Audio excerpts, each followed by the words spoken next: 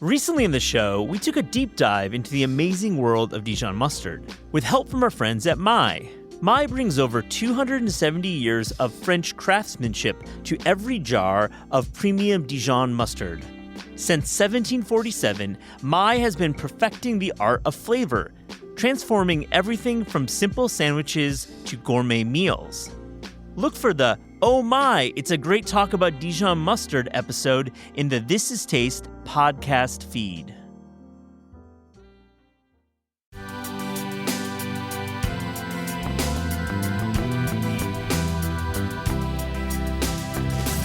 My wife and I went there and we ate a bowl of lamb neck soup and some pancakes. And that's just such a, it could be a pregnant meal or a hangover meal or I took the wrong acid and then this is what I ordered kind of meal. But when those two things came to our plate, it was such a warm hug.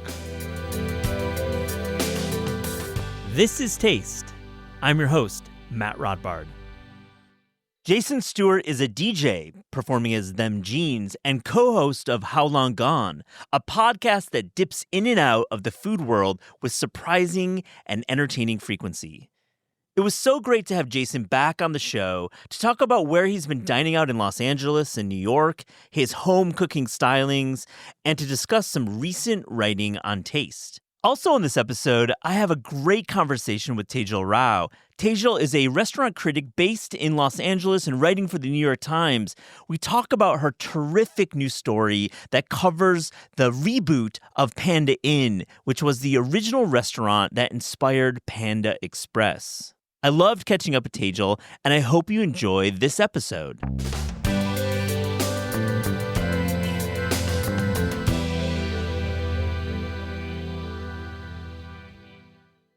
Jason Stewart, welcome. This is Taste. How are you? Hello, I'm doing well. How are you, man? I'm great. It's great to see you. Welcome back. Got my penguin mug. You do. How's the cappuccino? I'm ready to curse. It's doing well. It's good. Yeah. We offer cappuccino now in the studio. I love any coffee that comes out of an iPad. Yeah, it truly does.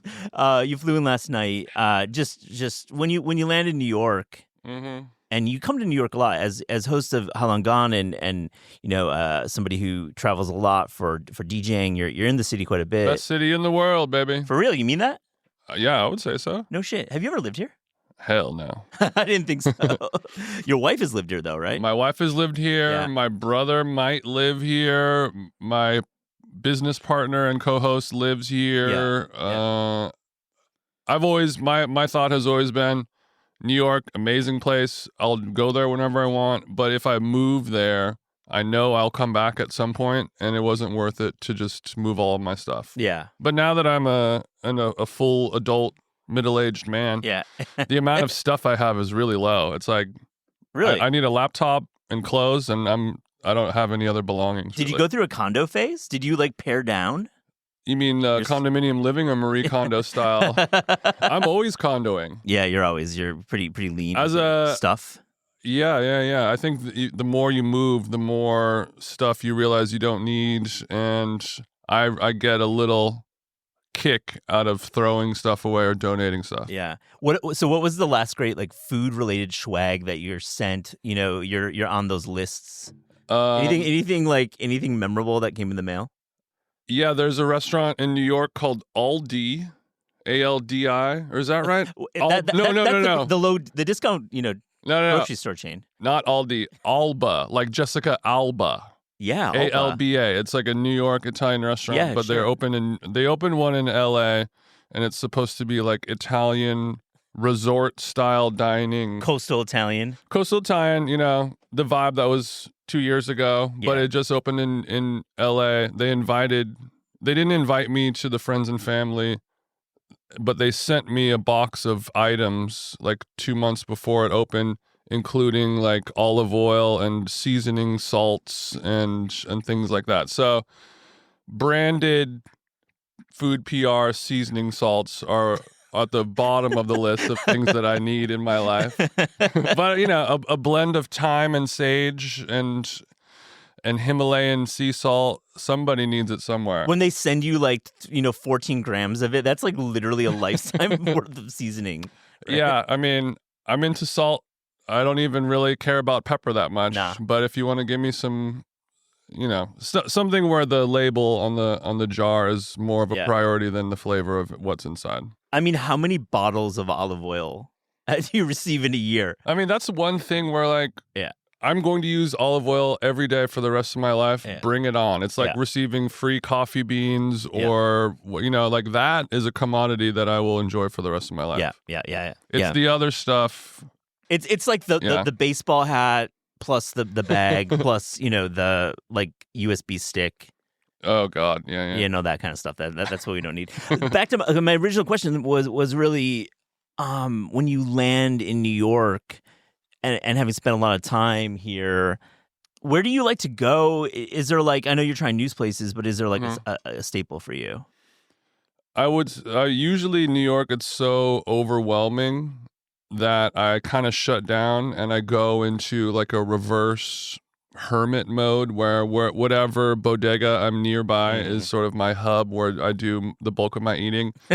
And then, if I'm here with my wife, then she will want to go to a snazzy new cute amazing restaurant every night of the week, which is what we're doing this trip. But if I'm solo, I kind of go into like a hermit mode in New York and just I'm more than happy to eat a bodega sandwich for dinner. And things will pop up. I'll go to this place or go get Chinese there, or David Cho will say there's a new weird Korean spot that we got to go get intestines at, and I'll do that. But otherwise, I go. It's like so overwhelming New York City and eating that I don't really care. I just kind of shut down. You let it flow. But now on this trip though, you have a hit list. It sounds like you went to a place last night, which we've discussed in the show.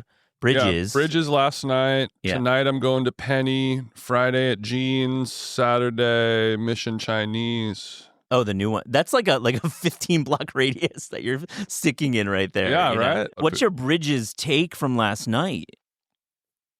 I think a phrase that a lot of people use, taking big swings, my entrepreneurial friends, the friends of mine who make a lot of money and are into stuff, they like talking about big swings, and I think they take some big swings. And I like it too, because you have to crack some eggs to make an omelet. You gotta make they didn't make any mistakes, but I applaud innovation and weird stuff. There's like tuna, like raw tuna slices on some dates and things like that are cool and interesting and fun to eat. I don't need a smoked eel dumpling, but that's like one of their signature dishes. But it's eel is something. I guess I don't love the flavor of eel enough to be like, let's take this slimy guy, skin it alive, grind it into a paste, and then steam it inside of a dumpling. Nail in the head too. Nail in the head. If you're doing it right, you got to nail them in the head. But it's there's so many things you can put in a dumpling, and I guess I'm not an eel slut. Are you excited about a return to Mission? I mean, I haven't had Danny on in a while, but Danny Bowen's big return. I mean, were you a fan of his work earlier? I was a fan of his work, and I liked his like philosophy on food and cooking, and I liked hearing him talk about food. And this seems like at least 10 years, like 10, 12 years ago, he would, in the early days of food podcasting, I was like, oh, this fucking guy actually is like trying to do stuff that's interesting, reminiscent of like Mind of a Chef, early David Chang days when he was really, trying to push the limit of what could be done in the kitchen, and that's an exciting experimental time for me. I'm afraid that Mission Chinese is going to be a real ring stinger. Everyone is warning me about the heat levels and spice levels, and like, oh, don't get on a plane the next day if you go to Mission Chinese. So, but I'm going with Chris, who I do the podcast with, and he has a notoriously Caucasian palate, so we'll be ordering off the kiddie menu. They prep for the Chris Black appearance there. Szechuan peppercorns might not be hitting as much. I mean, I'm fine. I'm actually okay with Szechuan. Yeah. But I just don't need to be beaten over the head with chili oil, spicy stuff. It's a beautiful ingredient, but it can be abused. Yeah, good call about Danny too, and just like really being this pioneer 12 years ago. especially the original Mission. You know, that on Orchard, that was like a real sweatbox. Yeah, and it reminds me of when he won that like pesto contest. Yeah, that was really cool. But you know, so many people talk about food in restaurants nowadays about how it's just so impossible to have a successful business. That's why every restaurant is just a fucking fake Italian spot, pizza, burger, and that's it, because anything else is just the chances of you actually even breaking even are just so small. Jason, do you get like angry with restaurants? Like, do you like get physically, does your body fill with like feelings of rage? If I have to pay, yeah. Yeah. If it's free, then like you guys want to keep fucking this up, then it'll be funny. I don't mind eating bad food as a joke or a bit or for sport, but if I'm paying, then I really do get angry. If I feel like there's a injustice happening between the toast tab and my mouth, then that's where I really get pissed off. Yeah, I think a lot of our listeners relate to that. I mean, especially with costs being so, it's a real commitment. Investment. And if you know about food and you cook a lot at home and you know what ingredients costs, and you know like, okay, there's $1 worth of ingredients on this $30 dish. There's not $29 worth of alchemy happening behind the kitchen. Well, you've written some terrific pieces for Taste, and I loved the year-end piece about LA that we ran in December. I'm going to quote some of your writing that, quote, "The simple alchemy of Italian cooking flourishes in 2024, both on the higher end, thanks to the city's Funkies and Stellas, as well as the lower end." I like this observation about LA Italian food. Mm-hmm. Is there anything happening in LA that's unique in this Italian coastal, it could be red sauce world? I wouldn't say, not capital U, unique, but it's a new capital from my vocab.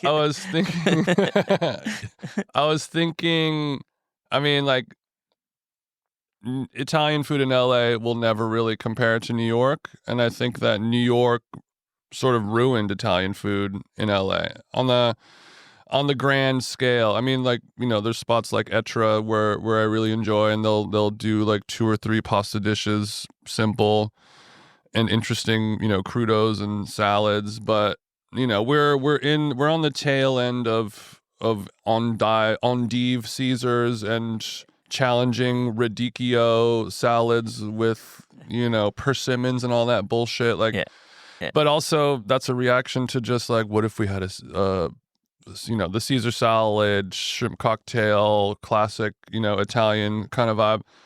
So all that is to say, New York's influence sort of ruined Italian food in LA, and we don't really have, or we sort of lost.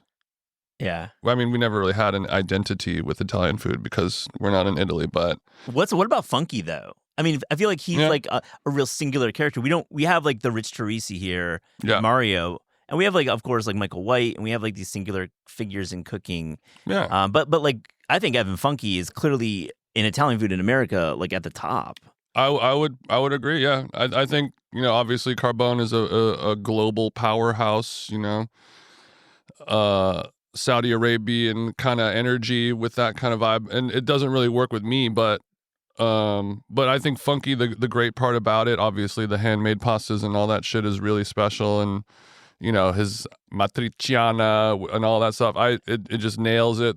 He's not adding anything to it. It's just the basics done well. And my favorite part about him is he has access to that California produce the way other people don't year round. So, and I've told Evan a couple times, like, the best things that I've eaten at your restaurant are just like a piece of fruit that you put olive oil on. And it's like fruit that I cannot get, and fruit that you listening cannot get, and olive oil that you cannot get, and he puts it on with some salt and puts it on a plate in front of you, and you're like, this is the best, stupid piece of honeydew melon I've ever had in my life. Yeah. And it changes you. He's got his private stash, obviously. Yeah. All these things. And that's the beauty of those guys. Like, hey, I buy hundreds of thousands of dollars worth of tomatoes or whatever every year. so I'm going to get access to shit that you don't. Speaking of melons, what's the deal with the Weiser melon? I mean, I feel like you probably have What's the deal with melons? Yeah, I mean, we're going deep cuts, but I think you talk so fluently about the world of culture on your show. Mm-hmm. You get to get into restaurant stuff. Yeah, but I'm trying to applaud I love you. melon. Yeah, but what about Weiser? I mean, is it like a cult melon is insane to think about? Well, we have cult strawberries, we have cult tomatoes, but I mean, Weiser, they Weiser Farms, I think their potatoes, like their fingerling potatoes, I think that was their first, break into the scene. Yeah.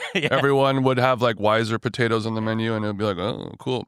But their melons are where they shine. I think it's the same thing that they're doing over at Blue Hill, Stone, whatever. Yeah. Like, it has a Dan Barber kind of feel where we're not going to grow for volume. We're going to grow for flavor. So, you get melons that are a little bit smaller, but the flavor is so much more concentrated, like a Harry's Berries, but in the form of a cantaloupe. But you get the Weiser melon, you pick it up, and you just smell the tail end of that melon, and it just perfumes the whole room, and you can just tell, it's just, some produce looks alive, and some produce looks like it's been living in a cage. You know what I mean? There's we use happy chickens. These are happy melons. Love that sentiment. Jason, why are you bullish on pancakes? Yeah, so pancakes, they got a bad rap because they're basically just a dessert that people eat for breakfast, more or less void of nutrition, and sort of the antithesis of the I'm going to be a protein guy who eats breakfast with his shirt off, 11 eggs on a cutting board with an avocado and grass-fed bison or whatever. So it's the opposite of that, but I think there's so much room for growth and expansion that I've noticed. Like, we went and had pancakes at Yang's Kitchen in LA and Alhambra, and they've got this amazing pancake that's gluten-free. It's got mochi flour. They've got some handmade house preserves. There's some whipped cream. There's some condensed milk. So you eat it, and it makes you want that for dessert. And then I went to Cafe Mutton over in Hudson, your neck of the woods, and just had, they called them crepes on the menu, but it was basically just a regular old kind of classic thick pancake, or I guess thick crepe, regular pancake. But something about the simplicity of kind of like when you get a good biscuit or something where it's 2-3 ingredients, but the manipulation of it really sends it. And I think the fact that we're able to get really good tasting pancakes, we can add, gluten-free options, different whole grains and things like that. I think there's a lot of room for expansion and growth, whereas other dessert things, we've kind of reached the ceiling of what we can do with avocados, perhaps. No, great point. I think you've tapped into something where the pancake is clearly an extension of the pastry chef. I mean, you're thinking they're not just like a way to make money or just like something for the kids. Mm-hmm. Yeah, I mean, it like a sticky toffee pudding a la minute or something like that. It's capturing a beautiful moment in time and covering it with butter. I'm Nomi Fry. I'm Vincent Cunningham. I'm Alex Schwartz, and we are Critics at Large, a podcast from The New Yorker. Guys, what do we do on the show every week? We look into the startling maw of our culture and try to figure something out. That's right. We take something that's going on in the culture now. Maybe it's a movie, maybe it's a book, maybe it's just kind of a trend. And we expand it across culture as kind of a pattern or a template. Join us on Critics at Large from The New Yorker. New episodes drop every Thursday. Follow wherever you get your podcasts. I want to head upstate because I feel like you're a great observer of the food scene in America, and you got to go upstate in the fall, and you traveled a lot around. It seemed like you went to a few places and covered. You have to. What's your take, just from as an LA native, just like heading upstate, and what's your take of the food up there? I mean, in LA we have our Palm Springs, Ojai, Santa Barbara, San Diego. So all these little, hour and a half, 2-hour trips out of state just to get away from it all. You guys need it more than we do because, living in Manhattan or, Brooklyn or whatever, it's so crazy. So, it's a beautiful reprieve. I like that you guys, everyone there is a Trumper or a non-binary lesbian bookstore owner. That divide, that contrast is refreshing. But we all to like see. hang out at the Yeah, yeah. bar. You all live come to together. fight another day. We do. Yeah. And I think that symbiosis is cool. I mentioned Cafe Mutton. It was a really, I was really into that food. My wife and I went there and we ate a bowl of lamb neck soup and some pancakes. And that's just such a, it could be a pregnant meal or a hangover meal or I took the wrong acid and then this is what I ordered kind of meal. But when those two things came to our plate, it was such a warm hug. Yeah. And then we, of course, went to Stissing House and, Yeah. that's another kind of dreamy whiskey away kind of thing. I mean, I feel bad because it's become such like a touristy destination that Yeah. you really have to, I think if I were to go there 100 times like you've been, you get a little bit more ingratiated into the fold and you're not treated like, Oh, I hear a little bit of service was not. No, we were treated beautifully and it was great, but a place like that where they're so bombarded with tourists and regular punters and just, people's moms and aunts and grandpas who are used to going to Marie Callender's and you're like, this is the place that we got to, Yeah. So there's a lot of hand holding and like, this is how we do it. And yes, this is just a plate full of sliced cheese that you got to figure out what to do. Yo, that's Jake's Gouda, man. Let's give it its proper shine. Jake's Gouda is so good. So good, right? So good. So good, yeah. So I look forward, even though it'll never happen to me. It seems like a place where if you go there 100 times, you get chummy with the staff. It becomes a different experience. It's a good observation, Jason. I think the Hudson Valley and the Catskills have certainly boomed in tourism, and it's great for the local economies. But with that comes a lot. But at what cost? Yeah, exactly. And if I think I wish they still did brunch because it was great, and now they're only doing dinner service. I think that the Hudson Valley, there's areas of it that have no restaurants. Yeah. So there's a lot of opportunity. I keep trying to wave that flag, just come up to the Hudson Valley, drive around. There's some great opportunities up there. Mm-hmm. Let's talk about How Long Gone. You have a lot of great guests on the show. And definitely I'm going to link to it in the show notes. You should check out the show. It's really, really funny and one of my faves. Has there been a recent guest that you were like, holy shit, you actually know something about food that surprised you? Because I know you are ultimately judging every single guest about their food, intel. I mean, how could you not? I mean, I would say not.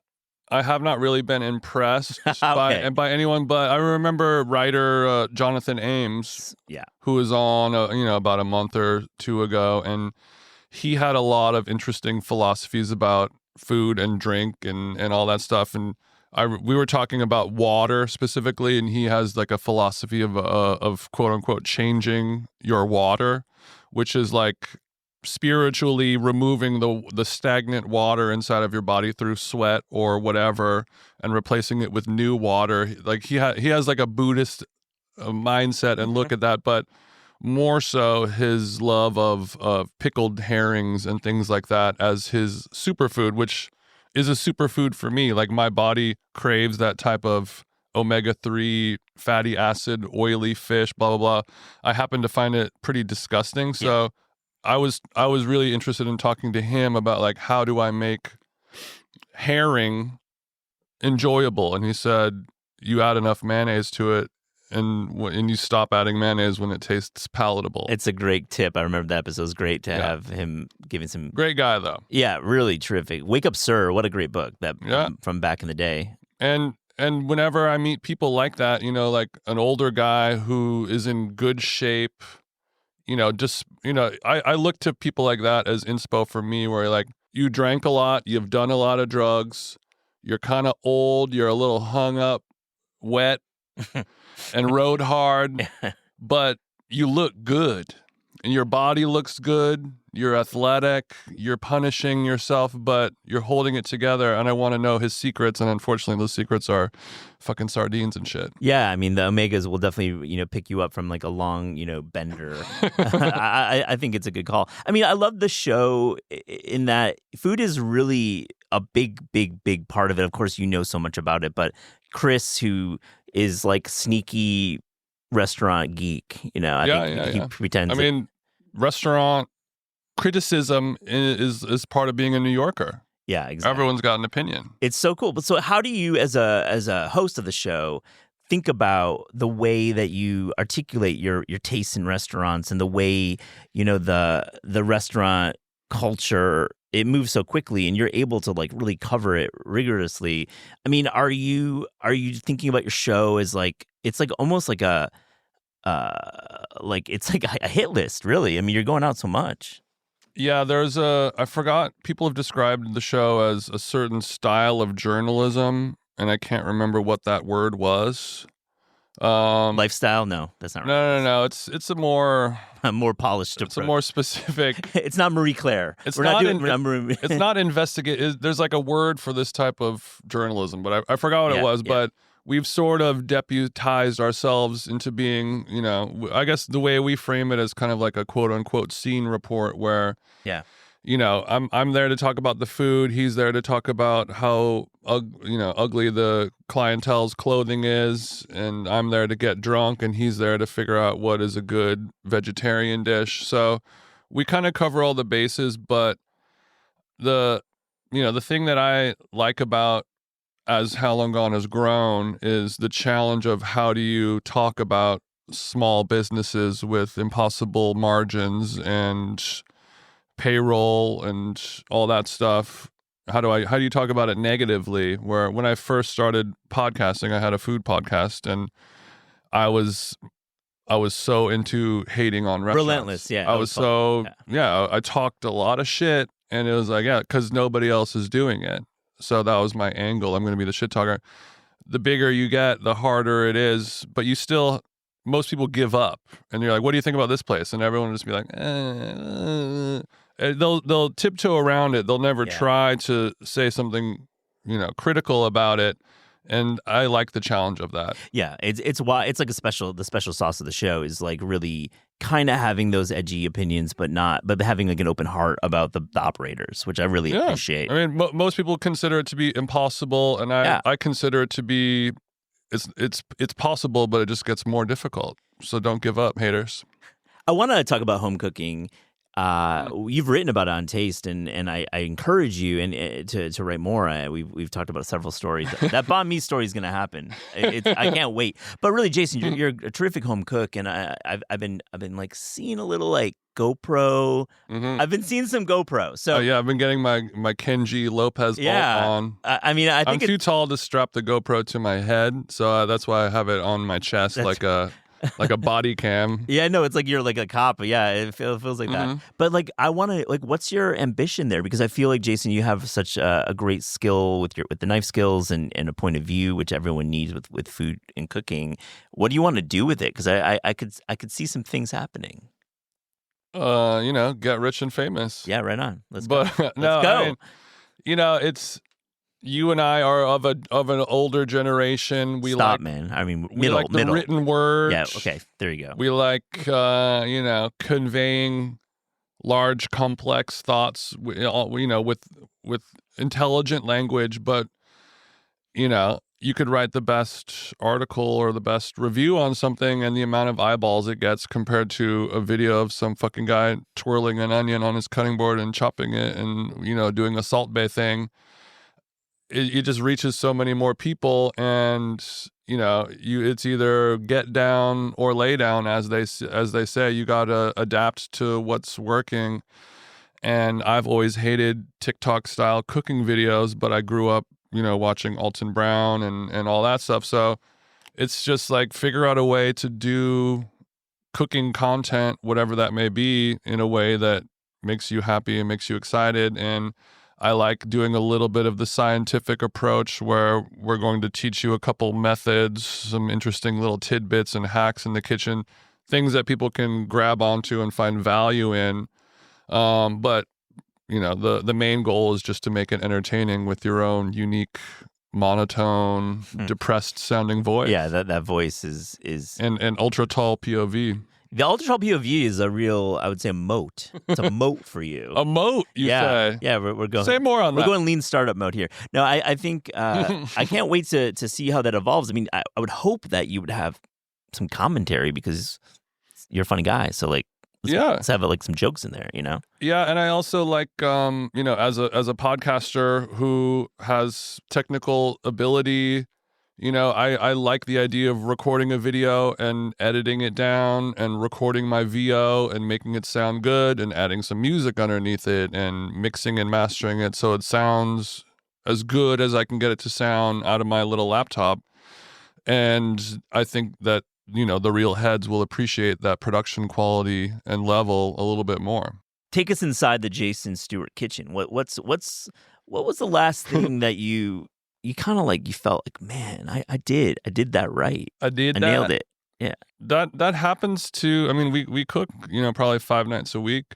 Yeah. And my wife cooks just as much as I do now, and I used to not let her do that, but a tale as old as time. Is that because you just wanted to cook more yourself, or you just... Yeah, well, I wanted to cook, but that, food being my love language, and that's the way I like to, my fantasy or my goal or my ideal day is, being at home, cooking an elaborate meal, and then having the person who's going to eat it arrive as things are just finishing up and things are smelling good. That's my favorite vibe, but I mean, I guess at home, a friend of mine, he's like a hunter in Montana, and he, from time to time, will send me like elk meat. Oh, that's cool. You got a plug. You have an elk plug. I've got an elk plug, and he'll get elk. They'll grind it up with some beef tallow, so it's like 80-20 elk ground blend. And Pat LaFrida talk here. A little bit, and he'll send elk tenderloins, which I've made like tartare in the past, like the best tartare, just classic kind of mayo, capers, shallots, chive, whatever, that kind of thing. But we've been just having this really lean elk, and it's sort of been like protein mode. That protein is so hot right now, but I feel extra kind of Joe Rogan primal by eating this elk meat. So I'll treat it like tacos. So just like a ground taco meat kind of vibe, sizzle up the elk, and then, in a bowl with some rice and avocado and some Greek yogurt and beautiful, a little Hooks 5-year cheddar on there, some cilantro, and love the Hooks. Hit it with hot sauce, and it really does make you feel different when you eat like real elk meat or real anything that was like, this was killed, flash frozen, sent to your house, no extra processing, no weird shit, like truly wild stuff. Like you eat it, and that's like a fifth element with food that a lot of people don't have the pleasure of being able to enjoy. that source. Was this a listener? Was he a listener that hooked you up?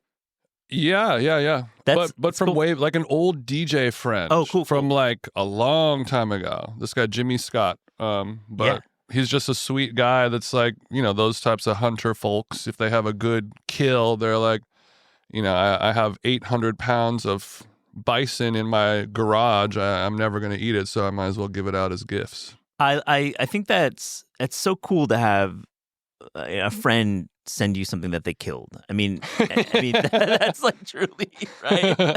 It's like a love language for a very violent person. It could be a little, unless you're a Jeffrey Dahmer type, don't send me those. I don't want to be involved in that. But it is a beautiful gift. Yeah. It makes you savor that meal. Yeah. A couple more LA questions. Is there just like a restaurant that nobody is talking about or writing about that you just love? No. Okay, I was thinking about that question, and, every restaurant that I personally really love, I feel like they genuinely have their set of fans. But those types of restaurants that I really love, I also like the fact that they have their own like customer base that is not overblown. It's manageable, but it's very consistent and very loyal. Where those types of places where a lot of people will be turned off by them for whatever reason, but the right people are turned on to it. those are the places that I like to protect by gatekeeping and not telling anyone about it. So yeah, you dodged the question, which I appreciate. I mean, I knew you would. But I did think long and hard about it. But I think the restaurant industry, especially in Los Angeles, where there's so much red tape and so much difficulty and startup money to get it going, if the restaurant is not great, it's closed in a month. Tough town. Just a tough town. Like, there's no, unless you have fucking Carbone money behind you, there's not a lot of runway, and you're going to be flipped upside down in Toronto real quick. That's probably an outdated plane crash joke, depending on how late this episode gets. We've had released. a little bit of a bad run in that arena, and I think I appreciate your sensitivity to the topic. It's good. All right, I'm trying to find where I was sensitive. Yeah, so I want to definitely plug Emily Wilson's conversation on the show. She runs The Angel, terrific. I listened to that episode. Oh, you did? Cool. Emily did a good job. Emily's cool, and I like indie media. I think LA food media is an interesting place, and I'd love to get your take on how LA is covered by the big boys, LA Times and so on. Do you feel like it's doing it justice? I would say no. Yeah. Overall, but also, when you were talking to her about it, and you were asking her like, why do you do what you do, and she was being nice and saying like, I want to do these larger scale profiles on people, and I want, she wants to do it monthly, not quarterly, and like, there's no places that are going to really be like, hey, can you like write a really in-depth, interesting article about this person and take really cool photos, and we're going to like, there's just no budget for it, and there's no real desire for it. And the reason why people like her are excelling at what they do independently is because there's just nothing else. And, I don't consider myself to be a member of LA Food Media. Really? That's surprising. Not really. I mean, I guess LA Food Media and influencer media kind of like I'm more of an influencer. Dovetail a little bit more in LA than New York, because I think in New York there's more publications, so you have like that business card or that grant. I liken it to every other form of quote unquote content creation, but releasing music or film or whatever, like the ability to use consumer technology to, anyone can start a podcast, anyone can be a food writer, anyone can make movies. 99% of them shouldn't. So, food media is just people on TikTok eating, hot wings in their car, and that's it. And that's what's going to work, and that's what makes the money. So, of course, a Bill Addison article about a charming new Cambodian spot in Gardena is going to get less clicks than a fucking 8-year-olds asking each other what their favorite pizza topping is. It's it's got to be changed. Got to find a middle, I would say. I think, I mean, the legacy publications, Eaters and LA Times of the world, clearly have to get into that social video space, but not make it feel so like done in a lab. Yeah, but I mean, you say the big boys, and like the LA Times used to be the big boys. Jonathan Gold. Yeah. It was like a national thing. People were like, I don't care what restaurant this guy's talking about. I'm excited to read this person's take. And he was working in a time where this newspaper was able to pay him enough money to do exactly this and only this. And now the average podcast makes more money than the LA Times. Yeah. Just as a whole. With zero overhead. Yeah, I know. Then the margin's much different too as a business unit. Yeah. So it really has to be a labor of love, and then you hope that you'll get a Substack subscription, and be able to make that your living. And I'm sure Emily will. She's quickly on track to do that, and there are enough people who will pay $5 a month, to keep the lights on and keep her doing what she loves. Jason, what's your writing future like? I feel like there's a great something in you, and I think that. Obviously, you write so well, and you have a lot of point of view. What do you want to do with your writing career? That's a really good one. I mean, I don't think I want to write a memoir because it sounds scary, but maybe when my family dies, I'll do that. But wow. You're one of those. All right. I mean, but you got to name the names. That's the thing about the memoir. Yeah, right? yeah. You got to name the names. True. I mean, I I would like to do a cookbook, but not in the traditional sense of one. I think, some essays and some thoughts on, as cheesy as it sounds, my observations on life and society and culture through the lens of food is really what I like to do. And it's, everyone has opinions about everything, but it's really hard to kind of focus on and get down onto it. And food is just such a great, easy way for me to get into that creative zone and for everyone else in the world to consume it, because we all consume it if we're lucky enough to have access to food. Buddy, I hope you do it. I hope you do it here. It'd be great to work with you on something. But also, I hope you do it because it's going to unlock so many stories that I think fans of your show, people who know you personally probably have never read, and your observations will be cool. Well, I've actually, in this last week, I've had 2 big moments that have helped me in that direction, where it seems like such a daunting task to write a book of any kind, especially a cookbook. Like, hey, I know you have 11 full-time jobs, but write 200 unique recipes for me that have never been done before. Like, it's so impossible. You can get 10 years of an advance to do it and focus your whole life, and then you can do it. But I talked to my brother. We hung out a few days ago, and I was talking to him about books and writing, and he was like, oh, well, you can just start here and then work your way up to here. And he basically gave me like 12 chapter ideas for how food has sort of shaped my life. So a little bit of a memoir around food, but like starting out we were both vegan when we were in high school, like 14 or 15. And that's where we learned how to cook tofu. And then here's our first fast food love. And here's this. And when I started, so he just talking to my brother, who is like a twin. We're twins. And he's worked in food my whole life. So talking to my brother and him giving me ideas of like reminding me about my life, because I can't even think about my life, but he knows me better than anyone else. We shared a womb together. So that was really exciting. And then I also listened to the audiobook of Stanley Tucci. Oh, yeah. Taste.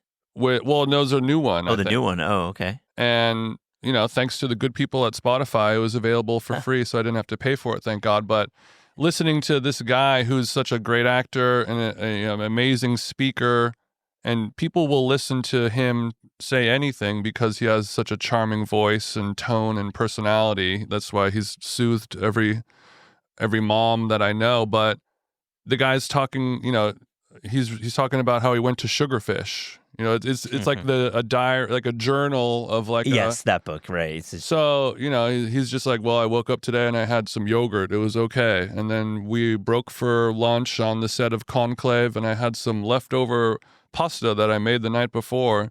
And I'm like, I just listened to 3 chapters of this guy saying absolutely nothing. Obviously, if he can get a book deal because he's a famous celebrity, but what do you think his advance was? I don't want to speculate. Couple million, maybe. Probably. Let's say made $2 million, and he just had a journal for a year. Yeah. And they're like, well, was it amazing? It doesn't matter. So that type of thing excites me, where like if people want to hear what you have to say and you have a good speaking voice, you're charming, you're funny, he'll take some digs at the French because he's an Italian, and that's what you do. And that's really all you need. And people just want to, especially with audiobooks. I'm working out, I'm walking the dog, I'm doing the dishes, I'm commuting, I'm on the train. Just keep talking in that beautiful voice so I don't have to think about how I hate myself and my life. And we can keep doing this every year. This is Taste. We ask guests about their discerning taste. So to close this interview, here's a little rapid fire, fast and furious taste check. Jason, are you ready? I'm ready. The best fruit. Best fruit, I'm going to have to say the orange. I don't eat oranges, but I'm obsessed with orange juice. Oh, orange juice. Wow. Yeah. And I know that when I say best fruit, you would think of fruit eating and not fruit drinking, but I have such a close relationship with orange juice, and it's so important to me. It's the one like that, and like Martinelli's style apple cider. Yo. I cannot stop chugging it. At the bodega, New York bodega, grab one of those. Yeah, I just can't stop. Or my friend Macklin, who does Stir Crazy, he has his own little artisanal apple cider line. Yeah. You can see it at local spots. Gotta get the stir So crazy. chuggable. Gotta get the stir crazy guys on the show. It's Yeah. gonna happen. Do you want to get one of those like Italian machines for orange juice pressing, like, or French? I think it's one. You know what I'm talking about, Yeah, right? yeah. And it has a name. I'm lost on it. I mean, you got to call one of those in. I've thought about it for sure. A friend of mine, his parents they had dreams of opening a little cafe, and they had the machine where it makes the orange juice, and he was like, "Do you want this?" And I said yes, but then I was like, I'm realistically not going to have this like $10,000 5-foot tall orange juicing machine in my 1-bedroom apartment. I think Brooks Headley was telling me they got it. They never use it for orange juice, but they use it for their bar because it's terrific for citrus. Oh yeah, for yeah. bar, like for any kind of citrus. Yeah, why juice. not throw some limes in there, Throw some brother? limes in there and get that going. The worst vegetable. I talked to my wife about this. We agreed it's the sunchoke. Yeah, I guess, is that a vegetable? absolutely. And if it's undercooked, you got a problem. Yeah, I remember, it had a great run. The sunchoke fleeced us all for a while, but, for the price per bite and how, fickle they are and how, seasonal and expensive they are for what ends up happening inside of my mouth, no necesito. What's your typical breakfast? I don't really eat breakfast. No way. Okay. That's an answer. Yeah. Every morning, black coffee in a cup, whole milk in a separate cup, and orange juice in the third cup. So I drink those 3 beverages every A morning. glass of milk every morning. Yeah, because Wow. most people put milk in their coffee, Yeah. but I like the separation of them. I like to Interesting. have black, hot, strong, bitter coffee, pour over, boom, straight V60 or Chemex. V60. Yeah, word. And then, that's hot, black, and bitter, and then thick, cold, white, creamy milk on the other side. It's just like eating Korean barbecue and Yeah. shochu. Strauss Dairy? You doing Strauss? I'm a Strauss man. There's another one called Alexander Yeah. with an E at the end. It says there's cream on the top, but there's no cream on the top. Strauss, it's a glass jar. Oh. You crack it open, there's 2 inches of thick, pure cream.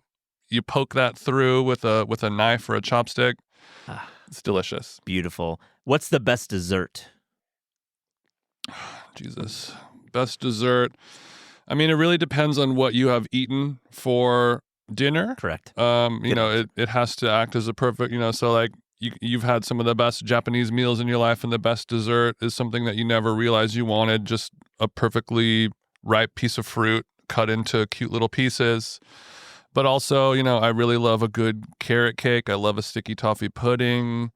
Yeah. Or just some vanilla ice cream. Brand? Are you going Haagen-Dazs?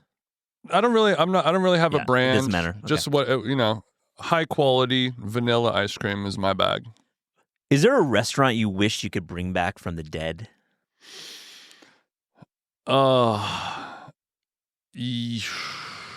Damn, I thought I had one and then I forgot it. That's okay. What was that? What's the style? I would say that it would be a restaurant that still exists now, but I feel like has died inside and has become a shell of itself. And what would that be? Oh my God, I feel like I have it. Don't look at me. Okay. Well, I mean, there's so many restaurants where you mourn what you had. You're like, back in the day, this was I'll say it, Whole Foods hot bar, cold bar. When I was in my early 20s, Yeah. I would go there for lunch 2, 3, 4 days a week. You can kind of graze, you can pick a little bit, steal a grape leaf, whatever. But back, pre-Amazon, I used to love the Whole Foods salad bar. And you could create a weird ass meal, as healthy or as bad boy as you want. Yeah. Throw on some shit. It's delicious. It's easy. It's quick. And now, the Whole Foods produce and bar, hot or cold, is an abomination. What was your best restaurant in 2024? Like your best restaurant visit, we'll say. Like, it doesn't have to be like the best, but yeah, there's my wife and I went to San Sebastian. oh yeah. And there's a spot, Bar Antonio. There's tons of the little kind of tapasy spots in Spain, and everyone has their favorites. But when I was there, it was, pretty peak tourist season. So there's a little corridor area where all the big popular restaurants are. And there's just an hour-long line of like drunken college kids on vacation from Europe, and then like American, shitty Americans with their their parents are like, just go do whatever kind of thing. And because the drinking age is lower and they're a little more chill about it, so it's just like going to like a shitty frat bar vibe. You don't want to be there. So Bar Antonio, it's in a different area of town, off the beaten path, but just go there and get some cheap wine, little bites, but they had the best Spanish tortilla I've ever had in my life. It's head and shoulders above anything else, and the mama makes it in the back in this giant fucking pot. It's like a 50-pound tortilla. They're constantly making it. They bring it out, they slice it up, put it on plates, and people just appear from the bushes and grab it, and it's like $3. Wow. It's so good. Such a good call. Last one, your favorite sandwich? My favorite sandwich, it'll have to be a classic white boy special, just turkey, provolone, avocado kind of vibe. That's my daily driver. That's my, if I had to pick one. Obviously, I love, a good tuna melt or a pastrami at Langer's, that kind of thing. There's a lot of amazing legendary sandwiches. An Italian, hoagie kind of vibe is just as good, but I just get so much comfort in a plain old turkey provolone avocado. Any condiment? Yeah, mayo, mustard, sprouts, lettuce, tomato, onion, and a little oil and vinegar kind of vibe too. I love that. Jason Stewart, thank you so much for joining this Taste. What a great conversation. Appreciate it. Pleasure is mine, my friend. Thank you for having me.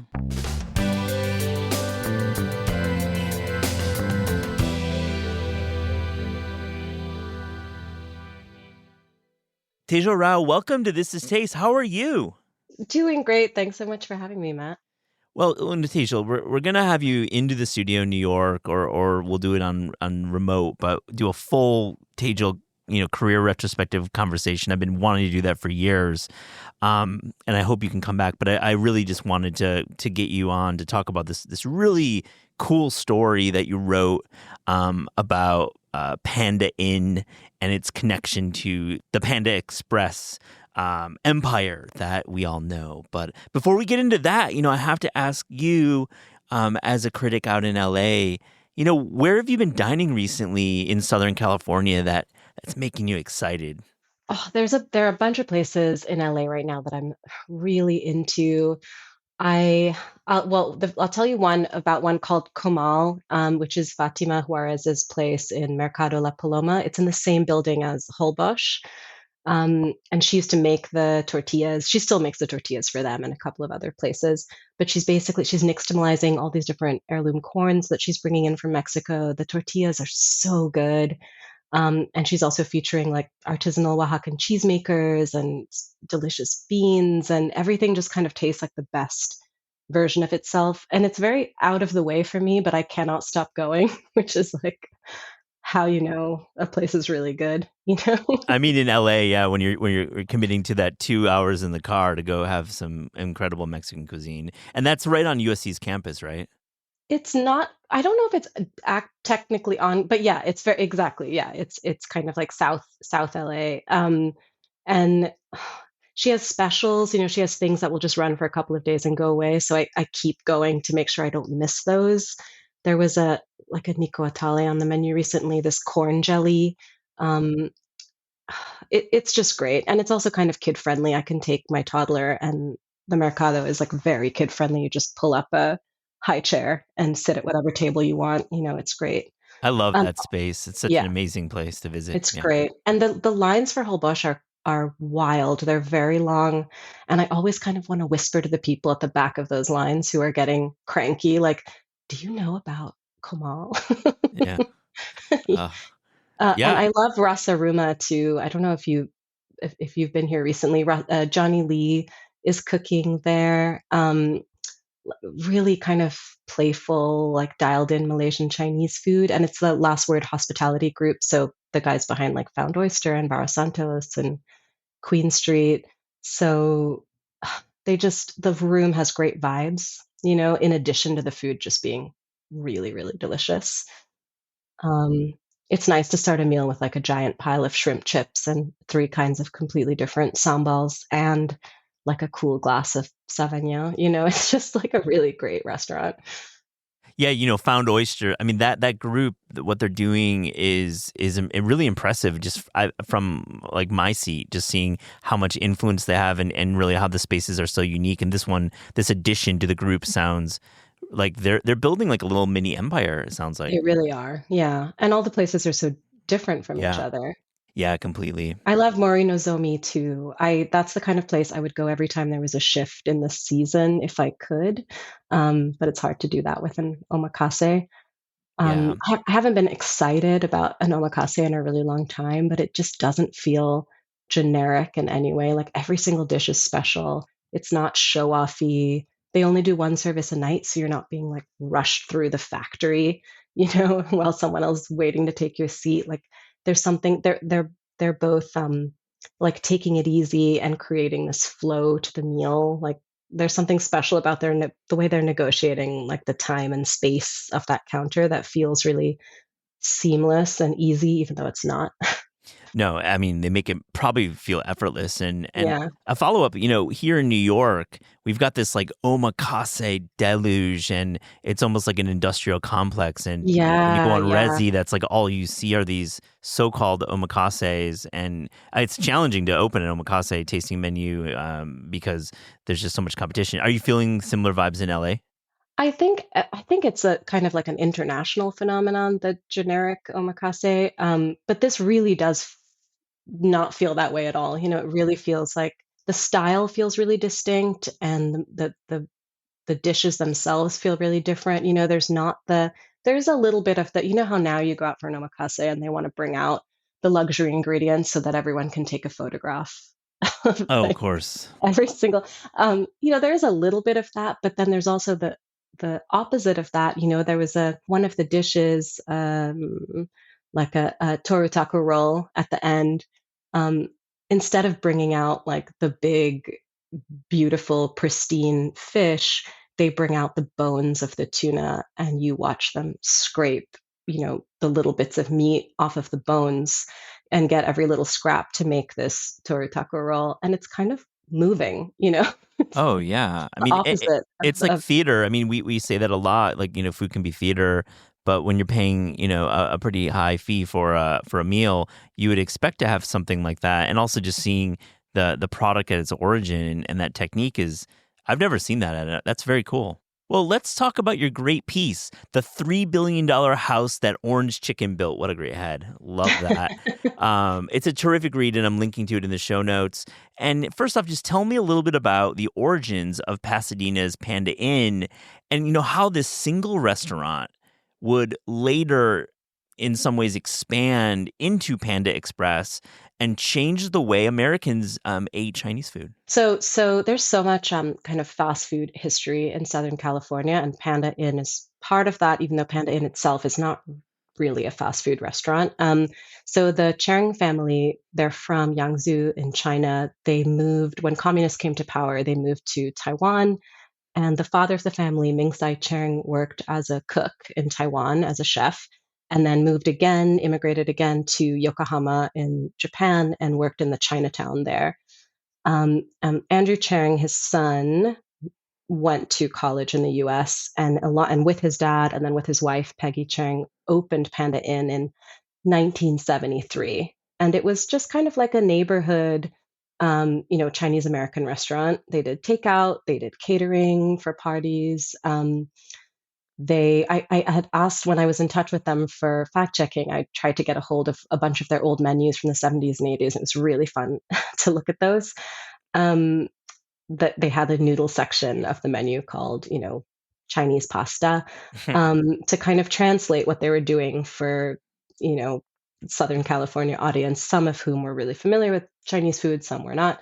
So it was this really diverse audience that they were bringing into the restaurant, including the family that was developing the Glendale Galleria, which was also built in the 70s, I think 1976, and then had this big expansion in 1983. And they wanted a whole bunch of fast casual restaurants in their food court, and they asked Panda Inn to develop something for that. And so they came up with this kind of fast food Chinese American restaurant. And it was the very first Panda Express. It's like a huge kind of moment in Yeah. American food history.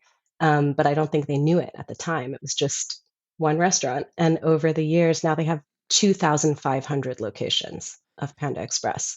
And then they have 100 more restaurants, which include, the Uncle Tetsu brand and Panda Inn, a few locations of Panda Inn. Yeah, and it's a privately held company, which is Mm. pretty wild. That's wild. I mean, that's amazing that it has remained a family business, so to speak, all these years. And I love this story of how,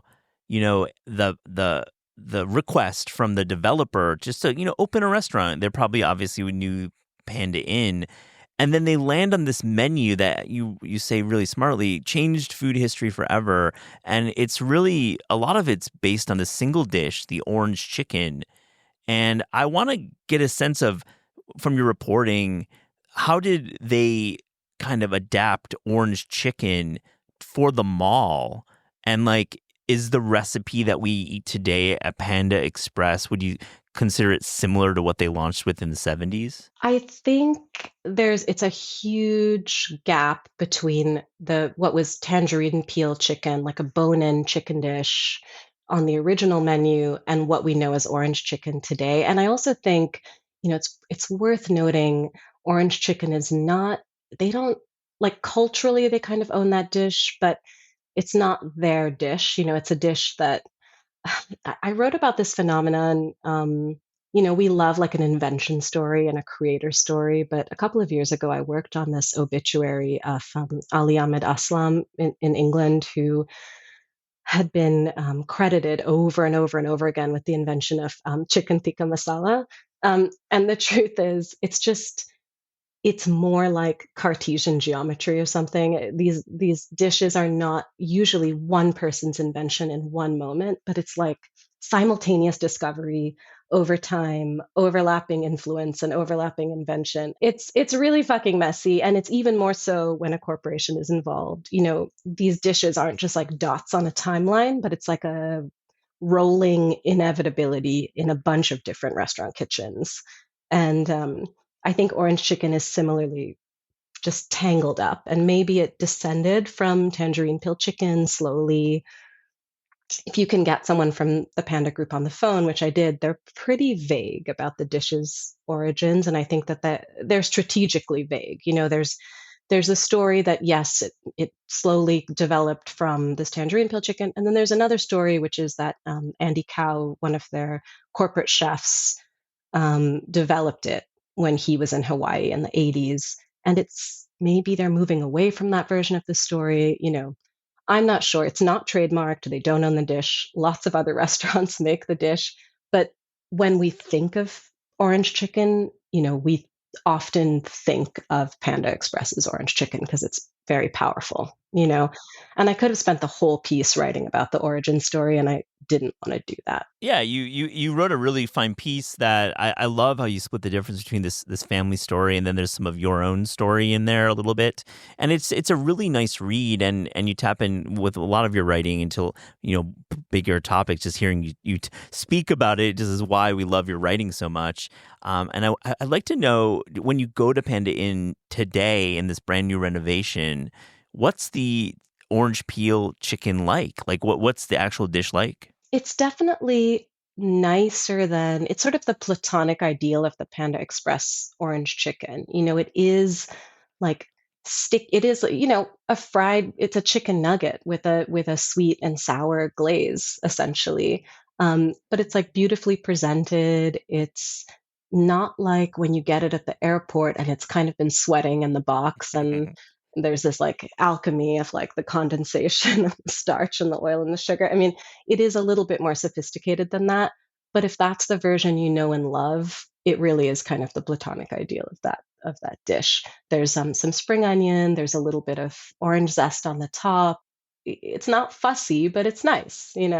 Yeah, it sounds like there's a reason why fans of Panda Express will make pilgrimages to this restaurant. Did you get a sense that people are visiting the Pasadena restaurant as just like hardcores, as big fans of Panda Express? I definitely saw a little bit of that, and I saw people kind of, filming themselves and stuff. But I also, I think I put this in the story, or I meant to, like, there's also a lot of like family reunions and people who've been going there since the 70s, people families from Pasadena and South Pasadena who the first time that I went to Panda Inn was with a friend who she grew up here and has been going with her parents um, her whole life. It's there's also a little bit of that where it's still kind of a family restaurant at the same time, which is an interesting tension. And they make this big renovation, and what's it like to walk into this new space? I'm curious when you hear about a multi-million-dollar renovation. I mean, that's cool that they have the capital to do it, and that this long-standing legendary restaurant now has a little bit of a refresh facelift. Yeah, I think part of it is also the company saying, or reclaiming and retelling their own corporate story and their own myth. Like, this is our corporate flagship, and we want it to feel worthy of this empire that we've built. It used to be it was this low ceiling space. It had an entrance right on the street. It didn't look particularly special. And now it's very grand and colorful. And I would say it even has a little bit of it has a deluxe kind of generic Chinese restaurant vibe at first, but then when you kind of look closely, there's been a lot of thought into the way they've designed it. It's a little bit Disney-fied, everything tells a story about the family and their journey and the business. Those two stories are kind of interlocked together. So everything's doubling as an explainer for what's on the menu. Why are there Taiwanese dishes here? And then there's something on the menu, and there's also art on the wall explaining that the family has this connection to Taiwan and to Japan. And now there's a very fancy sushi counter, and you can even get an omakase menu at that counter if you like. It's very fancy. There's also private dining rooms now with big tables and lazy Susans, which I love a lazy Susan. Oh, it's the most user-friendly way to dine in any cuisine. Like, bring it back. It's such a delight. Yeah, it's really fun, and I want one in my house, but I don't have a round table, unfortunately. Oh yeah, wow! Having it in your house would be pretty ill. I love that. Now, what are a couple other dishes if we're going to Panda Inn that stuck out to you that maybe we should check out? I mean, there's something. So there's classic Chinese American dishes like honey walnut shrimp, which you can order a regular version of that, but then they also make it as a roll, which I just think is kind of it's both like a little goofy, but it's really fun, and I think it gets at what people love about this restaurant. Um, it it's not a perfectly made roll. It's a little sloppy. There's a seam, but there's like fried shrimp and these like candied walnuts on top, and it's just really fun. I didn't grow up going to Panda Express, and when it comes to kind of it's like Panda Inn is referencing its own fast food within this restaurant that's not fast food. Um, it's almost like a ride for people who are familiar with Panda Express, but I don't think you have to be to enjoy that because the references are so international at this point. It's so cool. I mean, it sounds like a lot of fun, like a joyous experience, just to learn about the family history, and it has a little Epcot Center vibe that you're giving with this, Yeah. which is not a bad thing. Like, listen, like there's different restaurants for different people and different situations, and it sounds like this is a lot of fun. And I really want this role. I mean, I'm telling you, it sounds really crowd pleasing to me. Yeah, I mean, with a like a lychee martini. Oh yeah, no, definitely. Definitely, we're checking our snobbery here. I mean, I can take like a walnut shrimp roll. If it sounds as delicious as you say. I love that. Well, I really really love this piece, and when you write about L.A., you really find these amazing stories of the history of LA and Southern California with your beat, and throughout California, as I know you're covering it. I have to ask you though about LA and really how are things going with the restaurant community? I mean, I could ask the question broadly about LA, but I wanted just to focus on the LA restaurant community, in the aftermath of the devastating wildfires that really affected the region. Yeah, I mean, it's still, I think that the news cycle has sort of moved on in so many ways, but, there's still restaurants cooking for people who are displaced. There's still, I think that that really scary moment for a lot of restaurants where dining rooms felt empty for, over a week. And people were really nervous and thinking places were going to start closing, and places did start closing. Maybe we've bounced back generally from that, but I reported on this a few weeks ago. There's now the threat of there's a fear of deportations, and for some restaurants that means people aren't coming to work, and for others it means people aren't coming in to eat, and for others it means both. There's a lot of post fire and in this moment we're in now, just a lot of uncertainty. Um, a lot of uncertainty, and restaurants are still doing so much work to make people feel cared for and to make people feel good. It's just so moving, It's kind of unbelievable. It's been unbelievable to just witness it from afar and read the coverage in the great publications of Southern California. And, I haven't been back since the fires, but it seems that getting people to visit LA is essential to keep the restaurant industry going from, the tourism money that comes in from, conventions and just like general travel. As a local, does it feel like visiting LA is a good idea? I mean, yes. Good. There was a moment during the fires where, I knew friends who were thinking about coming to LA, and they decided not to come because they felt like it was a strange time to be a tourist. I think that moment's past. I think you can now, you can come and enjoy things you normally would in the city, with the exception of certain parts, certain neighborhoods, that are still recovering and that have a lot of work to do. I'm coming back soon, and we're going to have a meal. We're going to Okay, have a good. meal and hang out. But Teja Rao, thank you so much for writing this piece and for telling us about it on the show. Thanks so much for having me.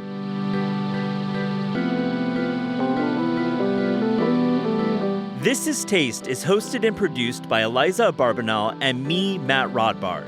The show is edited by lead producer Clayton Gumbert and supervised by Pat Stango, Director of Media Production and Development at Penguin Random House.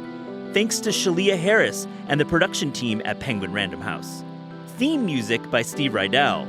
Logo and guest illustrations by Ellie Skurzat. Visit Taste online at tastecooking.com and make sure to subscribe to our newsletter to keep updated on all cool things in the world of taste.